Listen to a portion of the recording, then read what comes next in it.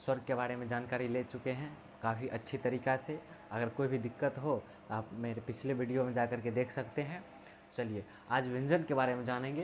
कहते व्यंजन वर्ण को 7 वर्गों में बांटा गया है। व्यंजन वर्ण को 7 वर्गों में बांटा गया है। क वर्ग, च वर्ग, ट वर्ग, त वर्ग, प वर्ग, अंतस्थ वर्ण, उष्ण वर्ण।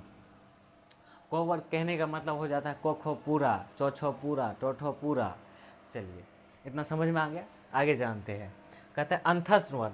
अंतस्थ वर्ण की संख्या भी 4 है। य, र, ल, व।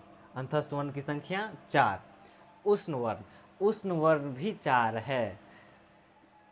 अंतस्थ वर्ण हो जाता है य, र, ल, व और उष्ण वर्ण हो जाएगा तालम सो, मूर्धांत सो, दांत सो, हो। चलिए अब कहते किसी वर्ग से उस समूह के सभी अक्षरों का बोध होता है। जैसे संयुक्त व्यंजन वर्ण। संयुक्त व्यंजन वर्ण की भी संख्या 4 है। यहाँ हो गया तालम सो, मूर्धन सो, दंत सो, हो। तो यहाँ अक्ष, त्र, ज्ञ, स्र। इसको याद रखना है कि अंतस्थ वर्ण 4, उष्ण वर्ण 4, संयुक्त व्यंजन वर्ण 4। जैसे 4 हो गया तो इसको जैसे कि यो, रो, लो, वो हो गया आपको अंतस्थ वर्ण। तालम सो, मूर्धन सो, दंत सो हो गया उष्ण वर्ण। अक्ष, त्र, ज्ञ और स्वर हो गया संयुक्त व्यंजन वर्ण।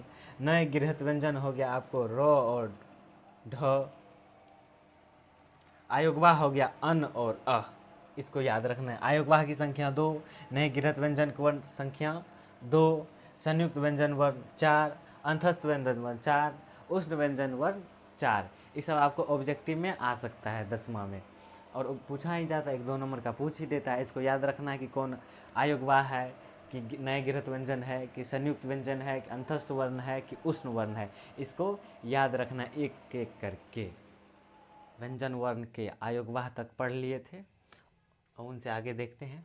कहता उच्चारण में वायु क्षेप की दृष्टि से व्यंजन के 2 भेद हैं, एक अल्पप्राण, दूसरा महाप्राण। तो अल्पप्राण क्या होता है? जिन वर्णों के उच्चारण में हकार की ध्वनि नहीं होती है उन्हें अल्पप्राण कहा जाता है। जिन वर्णों में, जिन व्यंजन के उच्चारण में हकार की ध्वनि नहीं होती है उन्हें अल्पप्राण कहा जाता है। तो अल्पप्राण कौन कौन सब होगा? तो क वर्ग से प वर्ग तक प्रत्येक वर्ग का पहला, तीसरा और पांचवा। क वर्ग से लेकर के प वर्ग तक प्रत्येक वर्ग का पहला, तीसरा और पांचवा जो अक्षर होगा वो अल्पप्राण कहलाएगा। जैसे कि क वर्ग का क्या हो जाएगा? क हो जाएगा पहला, तीसरा गो और पांचवा है अंगो। उसी तरह से तो का हो जाएगा तो, दो, नो।